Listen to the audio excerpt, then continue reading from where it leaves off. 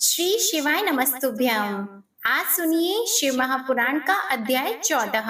आज के अध्याय में आप जानेंगे देवताओं का भगवान शिव से पार्वती के साथ विवाह करने के अनुरोध का प्रसंग है। देवता गण बोले, रुद्र देवता को नमस्कार है। स्तुति के योग्य अत्यंत तेजस्वी तथा त्रिनेत्र को बार बार नमस्कार है। शिपिवेष्ट भीम एवं भीमाक्ष को बार बार नमस्कार है। महादेव प्रभु तथा स्वर्गपति को नमस्कार है। आप सभी लोगों के नाथ और माता पिता हैं। आप ईश्वर, शंभु, शंकर तथा विशेष रूप से दयालु हैं। आप ही सब जगत को धारण करते हैं। अतएव हे प्रभु, आप हम लोगों की रक्षा कीजिए।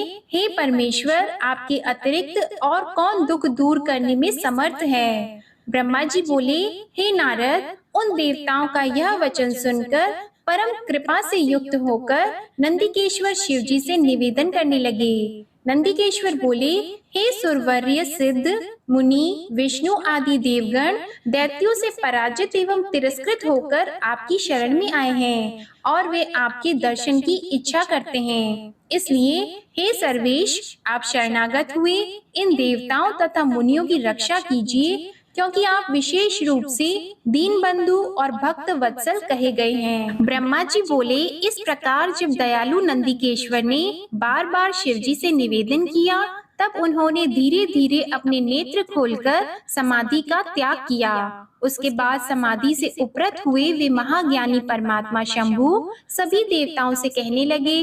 शंभु बोले, आप सभी ब्रह्मा, विष्णु आदि सुरेश्वर मेरे पास किस लिए आए हैं? उस कारण को शीघ्र कहिए। ब्रह्मा जी बोले, शिव जी के इस वचन को सुनकर सभी देवता प्रसन्न हो गए और विज्ञप्ति के लिए विष्णु के मुख की ओर देखने लगे। तब शिव जी के परम भक्त तथा देवताओं के हित कारक विष्णु मेरे द्वारा कहे गए देवताओं के इस बहुत बड़े कार्य का निवेदन करने लगे। विष्णु जी बोले, हे शंभो, तारक से इन देवताओं को अत्यंत अद्भुत दुख प्राप्त हो रहा है। इसी कारण सभी देवता आपसे निवेदन करने यहाँ आए हुए हैं। हे शंभो, आपके द्वारा जो औरस पुत्र उत्पन्न होगा, उसी के द्वारा तारकासुर का वध होगा। यह मेरा कथन अन्यथा नहीं हो सकता। हे महादेव, आपको नमस्कार है। आप इस बात का विचार कर देवताओं पर दया कीजिए। हे स्वामिन, तारकासुर से उत्पन्न इस महाकष्ट से देवताओं का उद्धार कीजिए। इसलिए हे शंभो, आपको स्वयं गिरिजा का दाहिने हाथ से पाणी ग्रहण करना चाहिए, क्योंकि गिरिराज हिमालय आपको पाणी ग्रहण के द्वारा ही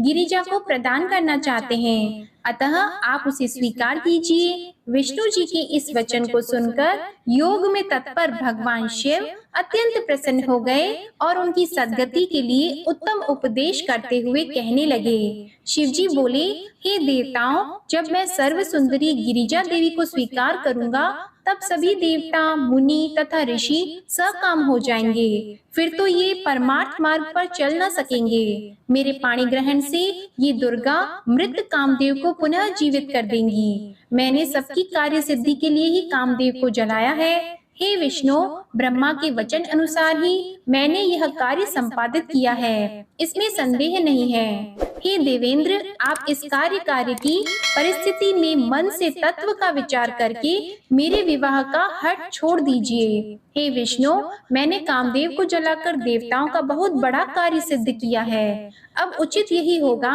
कि मेरे साथ समस्त देवगण सुनिश्चित रूप से निष्काम होकर निवास करें। हे देवताओं, जिस प्रकार मैं तपस्या करता हूँ, उसी प्रकार आप लोग भी सहज रूप से कठोर तप में निरत हो जाइए। अब तो कामदेव नहीं रहा, इसलिए हे देवताओं, आप लोग निर्विघ्न समाधि लगाकर आनंद युक्त निर्विकार भाव से निवास कीजिए। हे विधे, हे विष्णु, हे महेंद्र, आप लोगों ने पूर्व समय में कामदेव के द्वारा किए गए सारे कार्य को भुला दिया है। उन सब पर विचार कीजिए। पहले इस महाधनुर्धर कामदेव ने उसे सभी देवताओं का ध्यान नष्ट कर दिया था। काम ही नरक का द्वार है। काम से क्रोध उत्पन्न होता है, क्रोध से मोह होता है और मोह से तप विनष्ट हो जाता है। अतः आप सभी श्रेष्ठ देवताओं को काम एवं क्रोध का परित्याग कर देना चाहिए। आप सभी को मेरी यह बात स्वीकार करनी चाहिए, क्योंकि मेरी बात कभी असत्य नहीं सिद्ध होती। ब्रह्मा जी बोले, हे नारद, वृषभ ध्वज भगवान महादेव जी इस प्रकार कहने के बाद विधाता विष्णु मुनिगण तथा देवताओं से उत्तर की प्रतीक्षा करने लगे। तब अपने गणों से घिरे हुए वे शंभु चुपचाप खड़े हुए समाधि में स्थित होकर स्थानों के समान अचल हो गए। वे शंभु अपने अंतःकरण में अपने निरंजन, निराभास, निर्विकार एवं निरामय स्वरूप का ध्यान करने लगे, जो सबसे परे, नित्य, निर्मम, विग्रह रहित, शब्दातीत, निर्गुण, ज्ञान गम्य एवं परात्पर हैं। इस प्रकार अनेक जगत की सृष्टि करने वाले वे अपने परम रूप का चिंतन करते हुए ध्यान में स्थित होकर परमानंद में निमग्न हो गए। उस समय विष्णु, इंद्र आदि सभी देवता शंकर जी को ध्यान में स्थित देखकर विनम्र होकर नंदिकेश्वर से कहने लगे। देवता बोले, हे नंदिकेश्वर, शिव जी विरक्त होकर ध्यान में मग्न हैं। अब हम लोगों को क्या करना चाहिए? आप शंकर के सखा, सर्वज्ञ एवं इनके पवित्र सेवक हैं। हे गणाधिप, शिव जी किस उपाय से हम लोगों पर प्रसन्न होंगे? इस उपाय को शीघ्र बताइए। हम लोग आपकी शरण में आए हैं। ब्रह्मा जी बोले, हे मुनि, जब इंद्र आदि देवताओं ने इस प्रकार नंदी से निवेदन किया, तब शिव जी के प्रिय गण नंदी उन देवताओं से कहने लगे। नंदीश्वर बोले, हे हरे, हे विधे, हे इंद्र, हे देवताओं, हे मुनियों, आप लोग शिव जी को संतुष्ट करने वाला मेरा वचन सुने। यदि आप लोगों का ऐसा ही हठ है कि शिव जी स्त्री का पाणी ग्रहण करें, तो अत्यंत दीन भाव से आप सभी शिव जी की उत्तम स्तुति करें। हे देवताओं, महादेव भक्ति के द्वारा वश में हो जाते हैं, अन्य साधारण उपायों से वशीभूत नहीं होते। हे परमेश्वर, उत्तम भक्ति से अकार्य भी कर सकते हैं। हे ब्रह्मा, विष्णु आदि देवताओं, आप लोग ऐसा ही कीजिए, अन्यथा जहाँ से आए हैं वहाँ शीघ्र ही चले जाइए, विलंब न कीजिए। ब्रह्मा जी बोले, हे मुनि, उनकी यह बात सुनकर विष्णु आदि वे देवता उस बात को मानकर अत्यंत प्रेम से शंकर जी का स्तवन करने लगे। हे देव, हे महादेव, हे प्रभु, हे करुणा सागर, महान क्लेश से हम लोगों का उद्धार कीजिए, हम शरणागतों की रक्षा कीजिए। ब्रह्मा जी बोले, इस प्रकार बहुत ही दीन होकर देवताओं ने शिव जी की स्तुति की और वे सब व्याकुल चित्त होकर उच्च स्वर से रोने लगे। मुझे साथ लेकर विष्णु ने मन से शिव जी का स्मरण करते हुए परम भक्ति से युक्त होकर दीन वचनों से शंभु से प्रार्थना की। इस प्रकार जब मैंने, विष्णु ने तथा सभी देवताओं ने शंभु की स्तुति की, तब भक्त वात्सल्य के कारण वे महेश्वर ध्यान से विरत हो गए। तदंतर प्रसन्न चित्त होकर दुखों का हरण करने वाले वे भक्त वत्सल शंकर विष्णु आदि देवगणों को हर्षित करते हुए करुणा भरी दृष्टि से देखकर कहने लगे। शंकर बोले, हे हरे, हे विधे, हे इंद्र आदि देवताओं, आप सब एक साथ किस लिए आए हैं? मेरे सामने सच सच बताइए। विष्णु बोले, हे महेश्वर, आप सर्वज्ञ, अंतर्यामी तथा अखिलेश्वर हैं। क्या आप हमारे मन की बात नहीं जानते? फिर भी मैं आपके आज्ञानुसार निवेदन कर रहा हूँ। हे शंभो, हम सब देवताओं को तारकासुर से महान दुख प्राप्त हो रहा है, इसलिए हम देवताओं ने आपको प्रसन्न किया है। वे शिवा आपके लिए ही हिमालय की कन्या के रूप में उत्पन्न हुई हैं, क्योंकि आपके द्वारा पार्वती से उत्पन्न पुत्र के द्वारा ही तारकासुर की मृत्यु होने वाली है। यह बात अन्यथा नहीं है। ब्रह्मा जी ने उस तारकासुर को इसी प्रकार का वरदान दे रखा है, वह अन्य किसी के द्वारा मारा नहीं जाएगा। यही कारण है कि वह सबको पीड़ित कर रहा है। इस समय देवर्षि नारद के उपदेश अनुसार वे पार्वती तपस्या कर रही है और उनके तेज से चराचर सहित समस्त त्रैलोक्य व्याप्त हो रहा है। इसलिए हे परमेश्वर, आप शिवा को वर देने हेतु जाइए। हे स्वामिन, ऐसा करके हम देवताओं का दुख दूर कीजिए और हम लोगों को सुखी कीजिए। हे शंकर, देवताओं के और मेरे मन में आपका विवाह देखने के लिए महान उत्साह है, अतः आप उसे उचित रूप से कीजिए। हे परात्पर, आपने रति को जो वरदान दिया है उसका भी अवसर उपस्थित हो गया है, आप अपनी प्रतिज्ञा को सफल कीजिए। ब्रह्मा जी बोले, इस प्रकार कहकर उन्हें प्रणाम कर तथा अनेक प्रकार के स्तोत्रों द्वारा उनकी स्तुति करके विष्णु आदि देवता और महर्षि सब के सब उनके सामने खड़े हो गए। तब वेद की मर्यादा की रक्षा करने वाले तथा भक्तों के अधीन रहने वाले शिवजी भी देवताओं के वचन को सुनकर हंस करके शीघ्र कहने लगे। शंकर जी बोले, हे हरे, हे विधि, हे देवताओं, मैं ज्ञान से युक्त और यथोचित बातें कहता हूँ, उसे आप सब आदर पूर्वक सुने। विवाह करना मनुष्यों के लिए उचित विधान नहीं है, क्योंकि विवाह बेड़ी के समान अत्यंत कठिन दृढ़ बंधन है। संसार में बहुत से कुसंग हैं, परंतु उनमें स्त्री संग सबसे बढ़कर है, क्योंकि मनुष्य सभी प्रकार के बंधनों से छुटकारा प्राप्त कर सकता है, किंतु स्त्री संग से उसका छुटकारा नहीं होता। लोहे तथा लकड़ी के पाशों में दृढ़ता पूर्वक बंधा हुआ पुरुष उससे छुटकारा पा सकता है, किंतु स्त्री आदि के पाश में बंधा हुआ कभी मुक्त नहीं होता है। स्त्री संग से महाबंधनकारी विषय निरंतर बढ़ते रहते हैं। विषयों से आक्रांत मन वाले को स्वप्न में भी मोक्ष दुर्लभ हो जाता है। यदि बुद्धिमान पुरुष सुख प्राप्त करना चाहे तो विषयों की भली भांति छोड़ दे। जिन विषयों से प्राणी मारा जाता है वे विषय विष के समान कहे गए हैं। मोक्ष की कामना करने वाला पुरुष विषयी पुरुषों के साथ वार्ता करने मात्र से क्षण भर में ही पतित हो जाता है। यद्यपि मैं समस्त ज्ञान विशेष रूप से जानता हूँ, फिर भी मैं आप लोगों की प्रार्थना को सफल करूँगा। तीनों लोकों में मेरी प्रसिद्धि है कि मैं भक्तों के वश में होने से सभी प्रकार के उचित अनुचित कार्य करता हूँ। मैंने काम रूप देश के राजा की प्रतिज्ञा सफल की और भव बंधन में पड़े हुए राजा सुदक्षिण का प्रण मैंने पूरा किया। मैंने गौतम को क्लेश दिया। मैं त्रयंबकात्मा, सबको सुख देने वाला हूँ और जो भक्तों को दुख देने वाले हैं उन दुष्टों को विशेष रूप से कष्ट तथा शाप प्रदान करता हूँ। मैंने अपनी भक्त वत्सलता का भाव प्रकट करने के लिए ही विष पान किया था।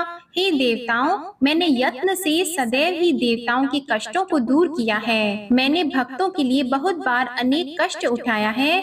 मैंने विश्वानर मुनि के घर गृहपति के रूप में जन्म लेकर उनके दुख को दूर किया है। हे हरे, हे विधे, मैं अधिक क्या कहूँ, मैं सत्य कहता हूँ और मेरी जो प्रतिज्ञा है उसे भी आप लोग अच्छी तरह जानते हैं। जब जब मेरे भक्तों पर किसी प्रकार की विपत्ति आती है तब तब मैं उन्हें शीघ्र ही सब प्रकार से दूर कर देता हूँ। इस समय तारकासुर द्वारा जो विपत्ति आप लोगों पर आ पड़ी है उसे भी मैं जानता हूँ। उस दुख को भी मैं दूर कर दूंगा, यह मैं सत्य सत्य कह रहा हूँ। यद्यपि मुझे विवाह में कोई इच्छा नहीं है तो भी आप लोगों के लिए पुत्र उत्पन्न करने हेतु गिरिजा से विवाह करूंगा।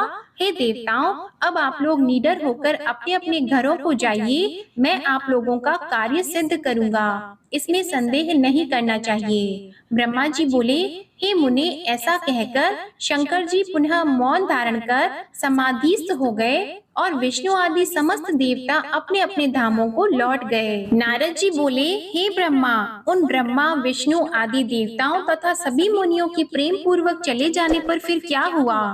हे तात, शिव ने क्या किया और फिर कितने समय के बाद तथा किस प्रकार वर देने के लिए आए उसे बताइए और प्रीति प्रदान कीजिए। ब्रह्मा जी बोले, उन ब्रह्मा आदि देवताओं के अपने अपने आश्रमों को चले जाने पर पार्वती की तपस्या की परीक्षा करने के लिए शिवजी समाधिस्थ हो गए। उन्होंने अपने आत्मा से ही परमात्मा में परात्पर निरवग्रह आत्म स्थित ज्योति को धारण कर विचार किया।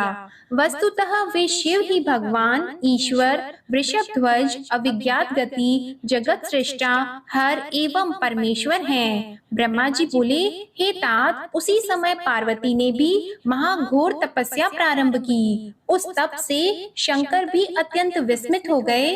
भक्तों के अधीन रहने वाले वे समाधि से विचलित हो गए। तब उन जगत सृष्टा हर ने वशिष्ठ आदि सप्त ऋषियों का स्मरण किया। वे सभी सप्त ऋषि भी शिवजी के स्मरण करते ही प्रसन्न मुख होकर अपने भाग्य की बहुत सराहना करते हुए वहां शीघ्र ही उपस्थित हो गए। उन महेश्वर को प्रणाम करके वे हर्ष पूर्वक गदगद वाणी से हाथ जोड़कर तथा सिर झुकाकर स्तुति करने लगे। सप्तर्षि बोले, हे देवदेव, हे महादेव, हे प्रभु, हम लोग धन्य हो गए जो आपने आज हम लोगों का स्मरण किया। हे नाथ, आपने किस लिए स्मरण किया है, हम लोगों को आज्ञा दीजिए। हे स्वामिन, अपने दास के समान ही हम लोगों पर कृपा कीजिए, आपको प्रणाम है। ब्रह्मा जी बोले, मुनियों की इस विज्ञप्ति को सुनकर विकसित कमल के समान नेत्रों वाले वे करुणा निधि हंसते हुए प्रेम पूर्वक कहने लगे। महेश्वर बोले, हे सप्तर्षि गण, आप लोग सभी प्रकार के ज्ञान में विलक्षण हैं तथा मेरा हित करने वाले हैं। हे तात, मेरी बात शीघ्र सुनिए। इस समय गौरी शिखर नामक पर्वत पर देवेशी पार्वती गिरिजा अत्यंत दृढ़ चित्त से तपस्या कर रही है। हे ऋषियों, सखियों से सेवित उसने अपनी समस्त कामनाओं का त्याग कर बड़ी दृढ़ता के साथ मुझे अपना पति बनाने के लिए निश्चय कर लिया है। हे मुनि श्रेष्ठों, आप लोग मेरी आज्ञा से वहां जाइए और उसके प्रेम एवं दृढ़ता की परीक्षा कीजिए। हे सुव्रतो, मेरी आज्ञा है कि आप लोग उससे सर्वथा छल युक्त वचन कहिए, इसमें संशय न कीजिए। ब्रह्मा जी बोले, शिव जी की आज्ञा प्राप्त कर मुनिगण उसी समय उस स्थान पर गए जहाँ जगन माता पार्वती तपस्या कर रही थी। उन लोगों ने वहाँ साक्षात दूसरी तप सिद्धि के समान तेज से दैदीप्यमान और परम तेज की मूर्ति स्वरूपा पार्वती को देखा। हे सुव्रतो, उन सप्तर्षियों ने हृदय से पार्वती को प्रणाम करके उनसे विशेष रूप से सत्कृत होकर विनम्र होकर यह वचन कहा। ऋषिगण बोले, हे शैलसुते देवी, सुनो, तुम किस उद्देश्य से तपस्या कर रही हो? तुम किस देवता को प्रसन्न करना चाहती हो और क्या फल चाहती हो, उसे इस समय बताओ। ब्रह्मा जी बोले, हे नारद, जब उन सप्तर्षियों ने इस प्रकार देवी पार्वती से कहा, तब वे सत्य तथा अत्यंत गोपनीय वचन उनके सामने कहने लगी। पार्वती बोली, हे मुनीश्वरों, मैंने अपनी बुद्धि से जो विचार किया है उसे आपके समक्ष प्रकट करती हूँ। आप लोग प्रेम पूर्वक मेरी बात सुने। हे विप्रो, आप लोग मेरी असंभव बात सुनकर परिहास करेंगे, इसलिए उसे कहने में भी मुझे संकोच हो रहा है, पर मैं क्या करूं, आप लोगों के पूछने पर कह रही हूँ। मेरा यह मन बड़ी दृढ़ता से हठ पूर्वक दूसरे के वश में हो गया है और जल के ऊपर बहुत ऊंची दीवार उठाना चाहता है। सदाशिव ही पति हो, ऐसा मनोरथ लेकर देवर्षि नारद की आज्ञा प्राप्त करके मैं अति कठोर व्रत कर रही हूँ। इसमें मेरे मन रूपी पक्षी को यद्यपि पंख नहीं है, फिर भी यह हठ पूर्वक आकाश में उड़ना चाहता है। करुणा सागर स्वामी शंकर मेरी उस आशा को पूर्ण करें। ब्रह्मा जी बोले, उनकी यह बात सुनकर वे मुनि गिरिजा का सम्मान करके हंसकर प्रेम पूर्वक मिथ्या तथा छल युक्त वचन कहने लगे। ऋषिगण बोले, हे पर्वत राजपुत्री, बुद्धिमती होकर भी तुमने व्यर्थ ही अपने को पंडित मानने वाले तथा क्रूर चित्त वाले उस देवर्षि नारद का चरित्र नहीं जाना है।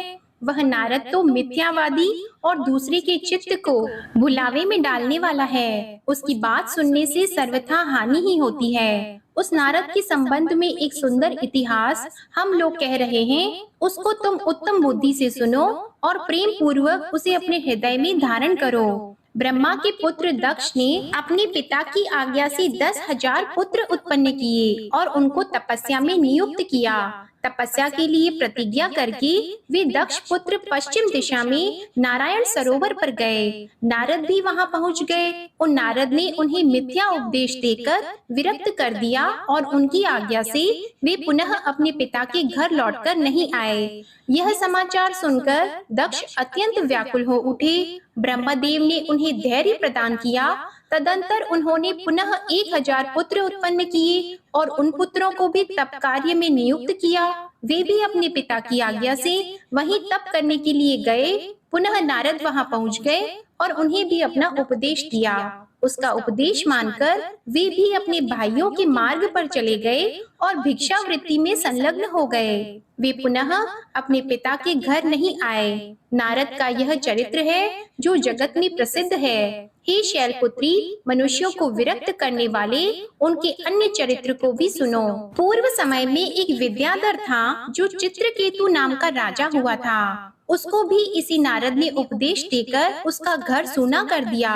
प्रहलाद को उपदेश देकर हिरण्यकशिपु से नाना प्रकार के दुख दिलवाए। इस प्रकार वह उल्टा उपदेश देकर दूसरों की बुद्धि फेर देता है। इस नारद ने कानों को प्रिय लगने वाली अपनी विद्या जिन जिन लोगों को सुनाई, वे शीघ्र ही अपना घर छोड़कर भिक्षा मांगने लगे। वे नारद यद्यपि देखने में बड़े सज्जन लगते हैं, किंतु उनका मन मलिन है। हम लोग उनके साथ रहने के कारण उनका चरित्र विशेष रूप से जानते हैं। बगुले के श्वेत वर्ण शरीर को देखकर सब लोग उसे साधु कहते हैं, फिर भी क्या वह मछली नहीं खाता? साथ में रहने वाले ही साथ रहने वालों का वास्तविक चरित्र जानता है। तुम तो परम बुद्धिमती हो, फिर कैसे उनके उपदेश में फंसकर मूर्खों की तरह कठिन तपस्या में लग गई? यह परम दुख की बात है कि तुम जिसे अपना पति बनाने के लिए इतना कठिन तप कर रही हो, वह कामदेव का शत्रु है और उदासीन तथा निर्विकार है।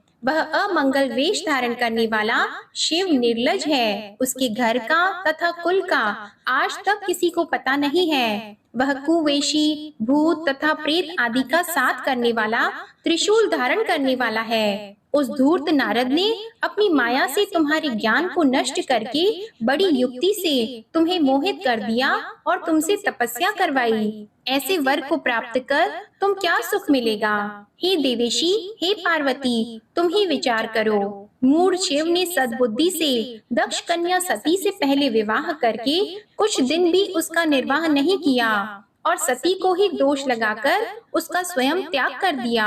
वे तो अपने अकल अशोक स्वरूप का ध्यान करते हुए सुखी होकर रमण करते रहे। वे तो अकेले पर निर्वाण, असंग तथा अद्वैत हैं। हे देवी, उनके साथ स्त्री का निर्वाह किस प्रकार संभव होगा?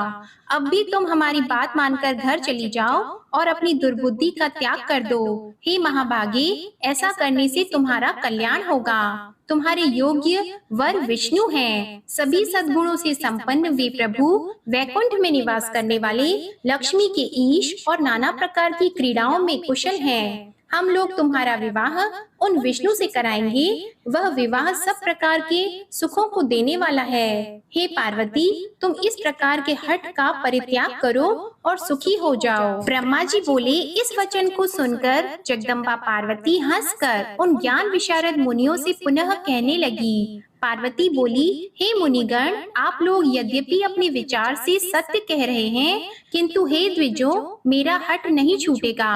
पर्वत से उत्पन्न होने के कारण मेरे इस शरीर में काठिन्य एवं हठ का होना स्वाभाविक है। ऐसा अपनी बुद्धि से विचार कर हे ब्राह्मणों, मुझे तपस्या से मना मत कीजिए। मेरे लिए नारद जी का वचन सर्वथा हितकर है। मैं उनका परित्याग कदापि नहीं करूंगी।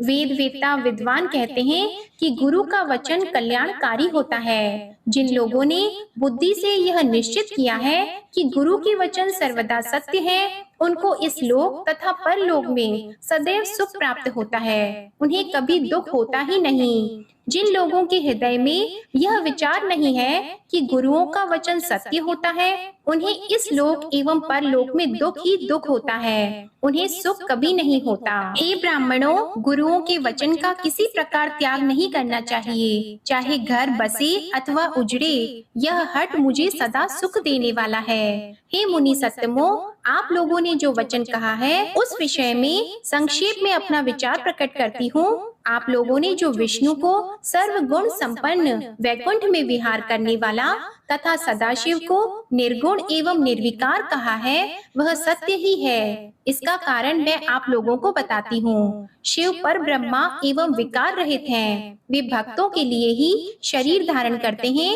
वे प्रभु कभी भी सांसारिक प्रभुता दिखाने की इच्छा नहीं करते।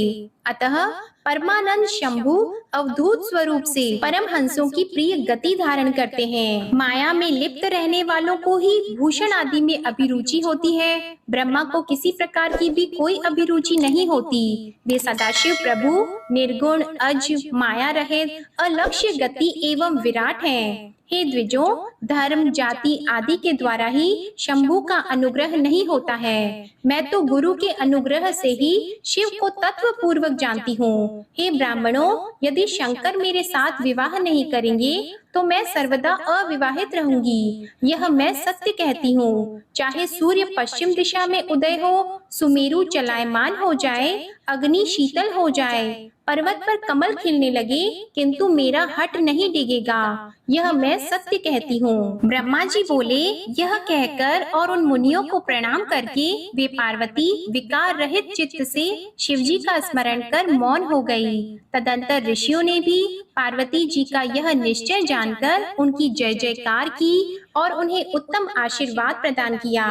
हे मुने, शिवा की परीक्षा करने वाले वे मुनिगण उन देवी को प्रणाम करके प्रसन्न चित्त होकर शीघ्र ही शिव स्थान को चले गए।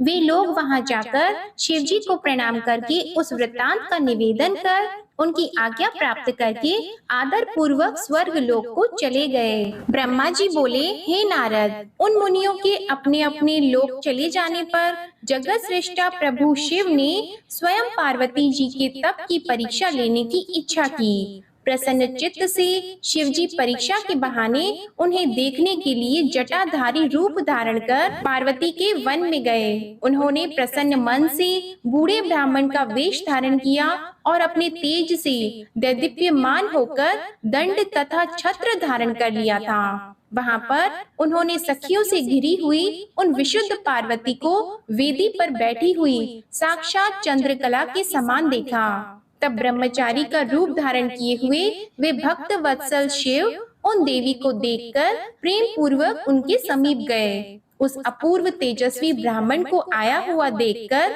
शिवा देवी ने सभी प्रकार की पूजा सामग्री से उनका पूजन किया। इस प्रकार भली भांति पूजा सत्कार करने के अनंतर पार्वती जी प्रसन्नता के साथ उस ब्राह्मण से आदर पूर्वक कुशल पूछने लगी। पार्वती बोली। हे ब्राह्मण, ब्रह्मचारी का स्वरूप धारण किए हुए आप कौन हैं और कहां से आए हैं? आप इस वन को प्रकाशित कर रहे हैं। हे वेद वेत्ताओं में श्रेष्ठ, यह सब मुझसे कहिए। ब्राह्मण बोले।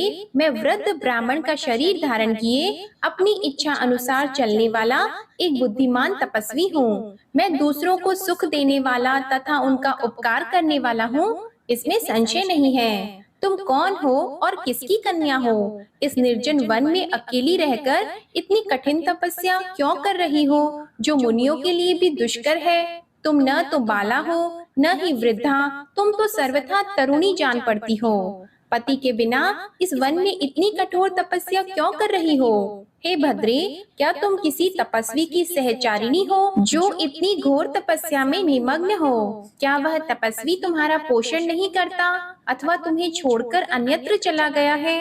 तुम किसके कुल में उत्पन्न हुई हो? तुम्हारे पिता कौन हैं तथा तुम्हारा क्या नाम है, यह बताओ। तुम तो सौभाग्यशालिनी हो, तपस्या में तुम्हारी आसक्ति तो व्यर्थ ही है। क्या तुम वेदों की जन्मदात्री सावित्री हो या महालक्ष्मी हो अथवा सुंदर रूप धारण किए हुए सरस्वती हो? इनमें तुम कौन हो मैं अनुमान नहीं कर पा रहा हूँ। पार्वती बोली। हे विप्र, न तो मैं सावित्री हूँ, न महालक्ष्मी और न ही सरस्वती हूँ। मैं हिमालय की पुत्री हूँ और मेरा नाम पार्वती है। पूर्व जन्म में दक्ष की कन्या थी, उस समय मेरा नाम सती था। मेरे पिता ने मेरे पति की निंदा की थी, इसलिए मैंने योग मार्ग का अवलंबन कर अपना शरीर त्याग दिया था। मैंने इस जन्म में भी भाग्यवश शिवजी को ही प्राप्त किया, परंतु वे कामदेव को जलाकर मुझे छोड़कर चले गए। हे विप्र, शंकर जी के चले जाने पर मैं कष्ट से उद्विग्न हो गई और तप के लिए दृढ़ होकर पिता के घर से गंगा के तट पर चली आई। बहुत समय तक कठोर तपस्या करने के बाद भी मेरे प्राण वल्लभ सदाशिव मुझे प्राप्त नहीं हुए। इस कारण मैं अग्नि में प्रवेश करना चाहती थी, किंतु आपको देखकर क्षण मात्र के लिए रुक गई। अब आप जाइए, शिवजी ने मुझे अंगीकार नहीं किया, इसलिए मैं अब अग्नि में प्रवेश करूंगी। मैं जहाँ जहाँ जन्म लूंगी वहाँ भी शिव को ही वर रूप में प्राप्त करूंगी। ब्रह्मा जी बोले, इस प्रकार कहकर पार्वती ब्रह्मचारी द्वारा बारंबार निषेध करने पर भी अग्नि में प्रवेश कर गईं। पार्वती के अग्नि में प्रवेश करते ही उनकी तपस्या के प्रभाव से वह अग्नि उसी समय शीघ्र ही चंदन के समान शीतल हो गई। क्षण भर अग्नि में रहने के बाद ज्यों ही वे द्युलोक जाने को उद्यत हुई, तब विप्र रूप शिव हंसते हुए उन सुंदरांगी से सहसा पूछने लगे। द्विज बोले, हे भद्रे, तुम्हारी यह कैसी तपस्या है? मुझे तो तुम्हारी इस तपस्या का कुछ भी फल नहीं जान पड़ता। इस अग्नि ने तुम्हारे शरीर को भी नहीं जलाया और तुम्हारा मनोरथ भी प्राप्त नहीं हुआ। इसलिए हे देवी, सब प्रकार का आनंद प्रदान करने वाले मुझ विप्रवर के सामने तुम अपना मनोरथ ठीक से कहो। हे देवी, तुम पूर्ण रूप से इस बात को यथा विधि कह दो। परस्पर बातचीत से हमारी तुम्हारी मित्रता हो गई, अतः तुम्हें इस बात को गोपनीय नहीं रखना चाहिए। हे देवी, इसके पश्चात मैं पूछना चाहता हूँ कि तुम कौन सा वरदान चाहती हो? हे देवी, मुझे सारे वरदान का फल तुम्ही में दिखाई पड़ रहा है। यह तपस्या यदि तुमने दूसरे के लिए की है तो वह सारा का सारा तुम्हारा तप व्यर्थ हो गया और तुमने हाथ में रत्न को लेकर के उसे खोकर पुनः कांच धारण कर लिया। इस प्रकार की अपनी सुंदरता तुमने व्यर्थ क्यों कर दी? अनेक प्रकार के वस्त्र त्याग कर तुमने यह मृग चर्म क्यों धारण किया? इसलिए तुम इस तपस्या का सारा कारण सत्य सत्य बताओ, जिससे कि उसे सुनकर ब्राह्मणों में श्रेष्ठ मैं प्रसन्नता प्राप्त करूं।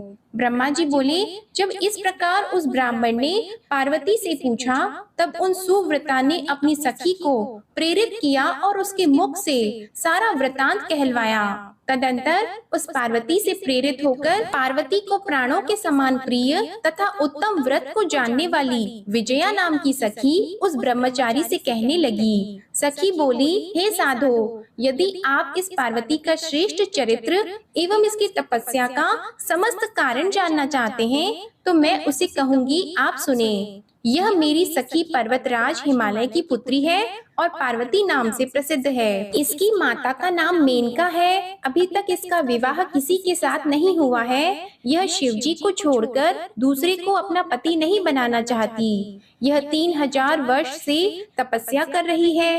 हे साधो, हे द्विजोत्तम, उन्हीं के लिए मेरी सखी ने ऐसा तप आरंभ किया है। इसका भी कारण मैं आपसे कहती हूँ, आप सुने। यह पार्वती इंद्र आदि प्रमुख देवताओं एवं ब्रह्मा विष्णु आदि को छोड़कर केवल पिनाक पाणी शंकर को ही पति रूप में प्राप्त करने की इच्छा करती है। हे द्विज, तपस्या प्रारंभ करने के पूर्व मेरी सखी ने जिन वृक्षों को लगाया था उन सब में फूल फल आदि आ गए हैं। अतः प्रतीत होता है कि मेरी सखी के मनोरथ पूर्ण होने का समय आ गया है। यह मेरी सखी नारद जी के उपदेश अनुसार अपने रूप को सार्थक करने के लिए, अपने पिता के कुल को अलंकृत करने के लिए और कामदेव पर अनुग्रह करने के लिए महेश्वर के उद्देश्य से कठिन तप कर रही है। हे तपस्वी, क्या इसका मनोरथ सफल नहीं होगा? हे द्विज श्रेष्ठ, आपने मेरी सखी के जिस मनोरथ को पूछा था उसे मैंने प्रीति पूर्वक कह दिया। अब आप और क्या सुनना चाहते हैं? ब्रह्मा जी बोले, हे मुने, विजया की इस यथार्थ बात को सुनकर वे जटाधारी रुद्र हंसते हुए यह वचन कहने लगे। जटिल बोले, सखी के द्वारा जो यह कहा गया है वह तो परिहास मालूम पड़ता है। यदि यह यथार्थ है तो देवी अपने मुख से कहे। ब्रह्मा जी बोले, इस प्रकार जब जटाधारी ब्राह्मण ने कहा तब पार्वती देवी अपने मुख से ही उन ब्राह्मण से कहने लगी। पार्वती बोली, हे द्विजेंद्र, हे जटिल, मेरा समस्त वृतांत सुने। इस समय मेरी सखी ने जो कहा है वह सब सत्य है, कुछ भी झूठा नहीं है। मैंने मन वचन एवं कर्म से शंकर जी का ही पति भाव से वरण किया है। यह बात मैं सत्य कहती हूँ, असत्य नहीं। मैं जानती हूँ कि दुर्लभ वस्तु मुझे कैसे प्राप्त हो सकती है, फिर भी मन की उत्सुकतावश मैं इस समय तप कर रही हूँ। ब्रह्मा जी बोले, इस प्रकार उस ब्रह्मचारी से कहकर गिरिजा चुप हो गई। तब तब वे ब्राह्मण पार्वती की बात सुनकर कहने लगे। ब्राह्मण बोले, अभी तक मुझे यह बड़ी इच्छा थी कि यह देवी किस वस्तु को प्राप्त करने के लिए अत्यंत कठिन तप कर रही है। हे देवी, तुम्हारे मुख कमल से सारी बातें सुनकर और उसे जानकर अब मैं यहाँ से जाना चाहता हूँ। अब तुम जैसा चाहती हो वैसा ही करो। यदि तुम मुझसे इन बातों को न कहती तो मित्रता व्यर्थ हो जाती। कार्य तो होनहार के अनुसार होता है, इसलिए सुखपूर्वक उसे कहना चाहिए। ब्रह्मा जी बोले, हे नारद, इस प्रकार कहकर ज्यों ही उस ब्राह्मण ने जाने की इच्छा की, तभी पार्वती देवी प्रणाम करके उन द्विज से कहने लगी। पार्वती बोली, हे विप्रेंद्र, आप क्यों जा रहे हैं? ठहरिए और मेरे हित की बात कहिए। उनके ऐसा कहने पर वे दंडधारी रुक कर कहने लगे। ब्राह्मण बोले, हे देवी, यदि तुम सुनने की इच्छा करती हो और भक्ति पूर्वक मुझे रोकती हो तो मैं तुमसे यह सब तत्व कहता हूँ, जिससे उनके विषय में तुम्हें भली भांति जानकारी हो जाए। मैं गुरु प्रसाद से महादेव को अच्छी तरह से जानता हूँ। जो बात सत्य है उसको कह रहा हूँ, तुम सावधान होकर सुनो।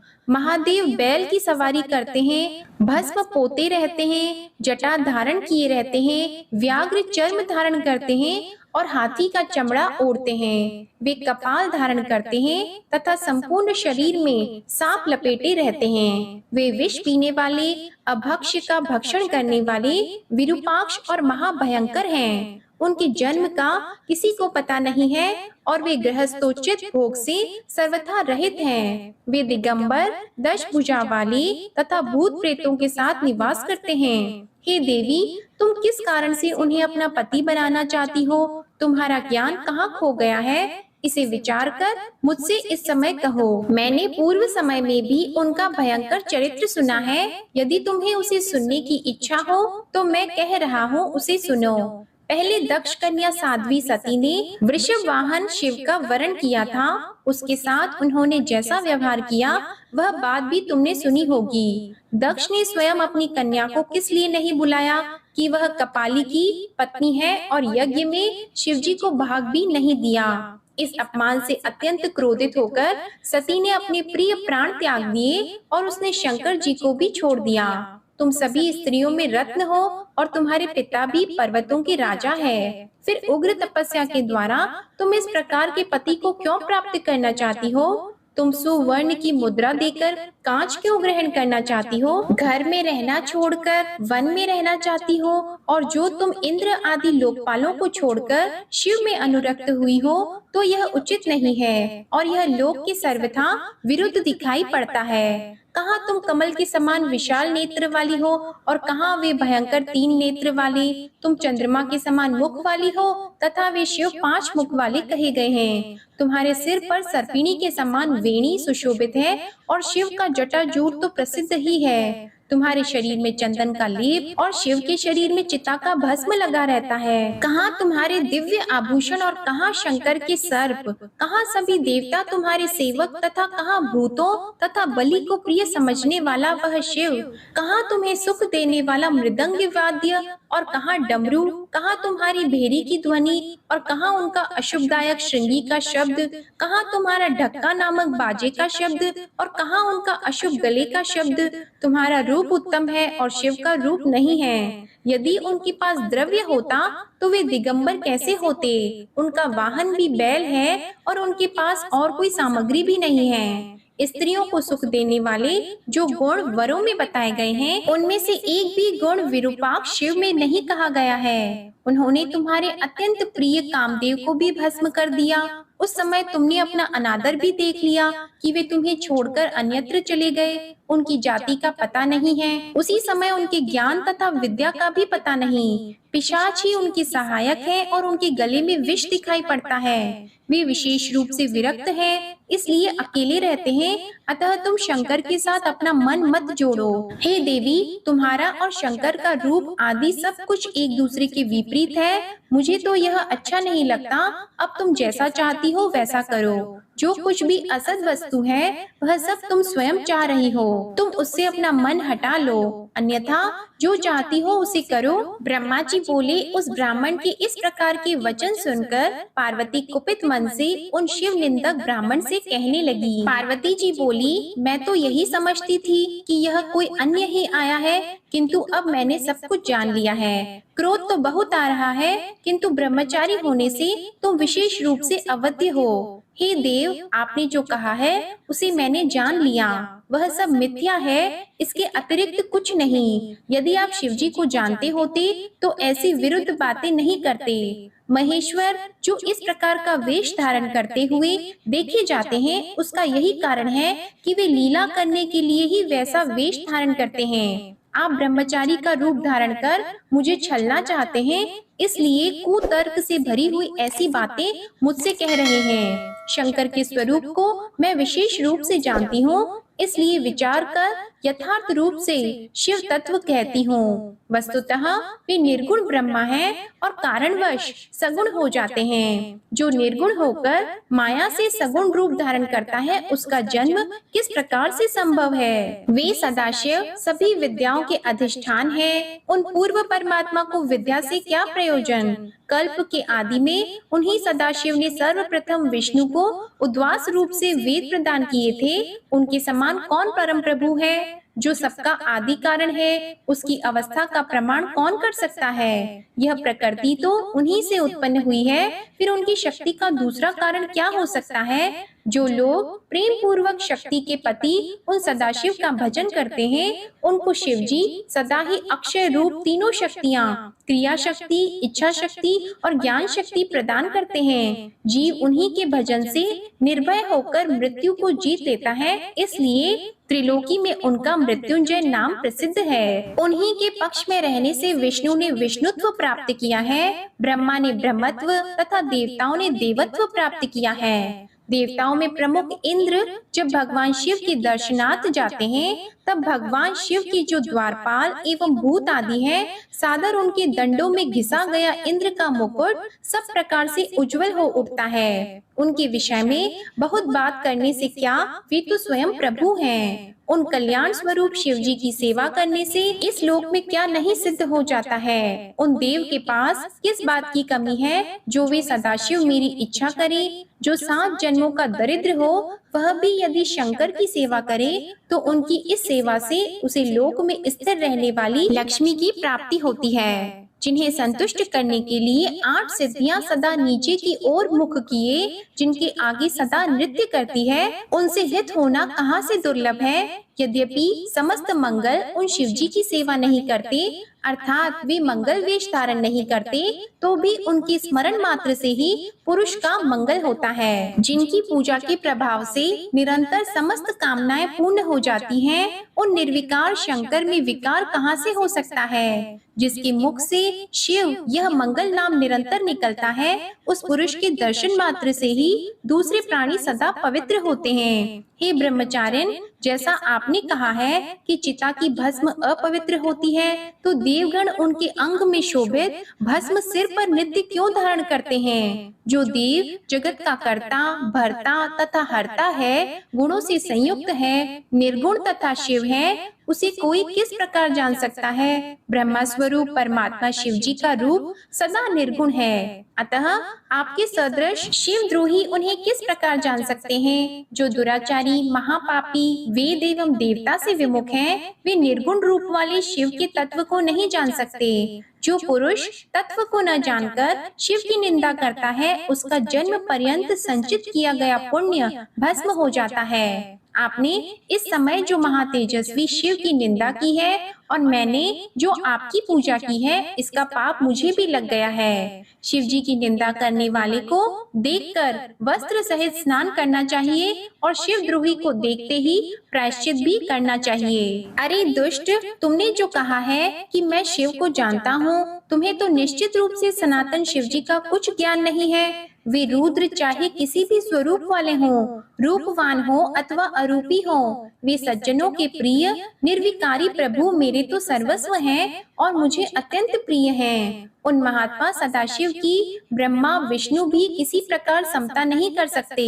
फिर जो सर्वदा काल के अधीन अन्य देवता आदि हैं, वे किस प्रकार उनकी समता कर सकते हैं। इस प्रकार अपनी सत्य बुद्धि से विचार कर मैं उन शिव की प्राप्ति हेतु वन में आकर घोर तपस्या कर रही हूँ। वे ही परमेश्वर सर्वेश एवं भक्त वत्सल हैं, दीनों पर अनुग्रह करने वाले, उन्हीं को प्राप्त करने की मेरी इच्छा है। ब्रह्मा जी बोले, हे मुनि, इस प्रकार वे गिरिजा पुत्री मौन हो गई और निर्विकार चित्त से पुनः शिव जी का ध्यान करने लगी। तदंतर वे ब्राह्मण पार्वती के इस प्रकार के वचन को सुनकर पुनः ज्यों ही कुछ कहने को उद्यत हुए, उसी समय शिवजी में मन लगाए हुए और शिवजी की निंदा से परांकुश रहने वाली पार्वती अपनी विजया नाम की सखी से शीघ्रता पूर्वक कहने लगी। पार्वती बोली, हे सखी, बोलने की इच्छा वाला यह द्विजाधम पुनः शिव की निंदा करेगा, अतः इसे प्रयत्न पूर्वक रोको, क्योंकि केवल शिव की निंदा करने वाले को ही पाप नहीं लगता, अपितु जो उनकी निंदा को सुनता है वह भी पाप का भागी होता है। शिव भक्तों को चाहिए कि वे शिव निंदक का वध कर दें। यदि वह ब्राह्मण है तो उसका त्याग कर देना चाहिए और उस स्थान से अन्यत्र चले जाना चाहिए। यह दुष्ट पुनः शिवजी की निंदा करेगा, ब्राह्मण होने के कारण यह अवध्य है, अतः इसका त्याग कर अन्यत्र चलना चाहिए, जहाँ जाने पर यह पुनः दिखाई न पड़े। अब इस स्थान को छोड़कर हम लोग अविलंब दूसरे स्थान पर चलेंगे, जिससे इस मूर्ख ब्राह्मण से पुनः संभाषण न करना पड़े। ब्रह्मा जी बोले, हे मुनि, इतना कहने के अनंतर ज्यों ही पार्वती ने अन्यत्र जाने के लिए अपना पैर उठाया, इतने में ब्रह्मचारी स्वरूप साक्षात शिवजी ने पार्वती को पकड़ लिया। उस शिव ने उस समय जैसा पार्वती ध्यान कर रही थी, उसी प्रकार का अत्यंत सुंदर रूप धारण कर उन्हें दर्शन दिया और पुनः नीचे की ओर मुख की हुई पार्वती से वे शिव कहने लगे। शिव जी बोले, हे देवी, तुम मुझे छोड़कर कहाँ जा रही हो? मैं तुम्हारे ऊपर प्रसन्न हूँ, मेरे द्वारा तुम्हारे लिए कुछ भी अदेय नहीं है। हे गिरिजे, तुम लज्जा का त्याग करो, तुम तो मेरी सनातन पत्नी हो। हे महेश्वरी, इसे तुम अपनी सद्बुद्धि से स्वयं विचार करो। हे दृढ़ मन वाली, मैंने तुम्हारी अनेक प्रकार से परीक्षा की, मुझ लोक लीला का अनुसरण करने वाले के इस अपराध को क्षमा करो। मैंने तुम्हारी जैसी पतिव्रता सती त्रिलोक में कहीं नहीं देखी। हे शिवे, मैं सर्वथा तुम्हारे अधीन हूँ, तुम अपनी कामना पूर्ण करो। हे प्रिय, मैं तुम्हारा वर हूँ, अब मैं तुम्हें अपने साथ लेकर पर्वतों में उत्तम अपने घर कैलाश को चलूंगा। ब्रह्मा जी बोले, देव शंकर जी के इस प्रकार कहने पर पार्वती को बड़ा आनंद प्राप्त हुआ और उन्हें पूर्व समय में तपस्या के कारण जो दुख हुआ था वह तत्क्षण ही दूर हो गया। हे मुनि सत्तम, पार्वती का सारा श्रम दूर हो गया, क्योंकि फल के प्राप्त हो जाने पर प्राणी का पूर्व में किया हुआ सारा श्रम नष्ट हो जाता है। ओम नमः शिवाय। आज की कथा समाप्त होती है। आशा करती हूँ आपको आज की कथा पसंद आई होगी। अगर पसंद आए तो प्लीज वीडियो को लाइक करें, शेयर करें और कमेंट में भगवान भोलेनाथ की जय लिखना मत भूलिएगा। इसी के साथ आज आप हमारे चैनल पर सावन मास महात्म्य की कथा, हरियाली अमावस्या की कथा और गुरुवार की व्रत कथा भी जरूर सुनिएगा। हर हर महादेव। ओम नमः शिवाय।